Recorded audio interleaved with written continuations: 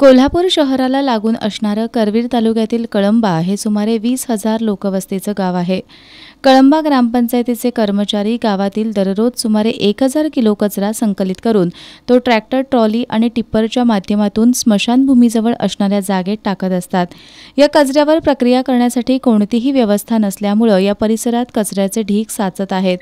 त्यामुळे या परिसरात दुर्गंधीसह भटक्या कुत्र्यांचा प्रादुर्भाव वाढलाय.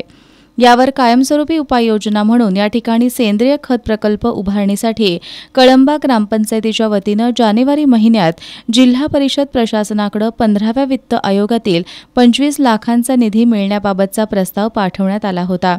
या प्रस्तावाला जिल्हा परिषद प्रशासनानं तत्वतः मंजुरी दिल्याची माहिती सरपंच सुमन गुरव यांनी दिली.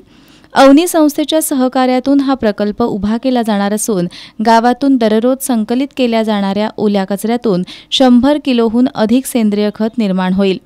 प्लास्टिक कचऱ्यावर प्रक्रिया करून रस्ते आणि ऑइल निर्मितीसाठी पाठवण्यात येईल, असं सरपंच सुमन गुरव यांनी सांगितलं.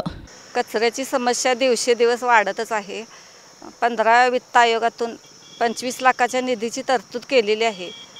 मग अवनी संस्थेतर्फे करार करून ओला व सुका कचरा यांची लवकरच विल्हेवाट करण्यात येणार आहे. या ठिकाणी होणारा सेंद्रिय खत प्रकल्प हा नाविन्यपूर्ण असून ओल्या कचऱ्यापासून होणाऱ्या सेंद्रिय खताचा वापर शेतकऱ्यांना शेतीसाठी तसंच बगीचासाठी होईल, असं सरपंच गुरव यांनी सांगितलं. प्रशासनाकडून या सेंद्रिय खताची योग्य किंमत ठरवून त्याचं वितरण केलं जाणार आहे.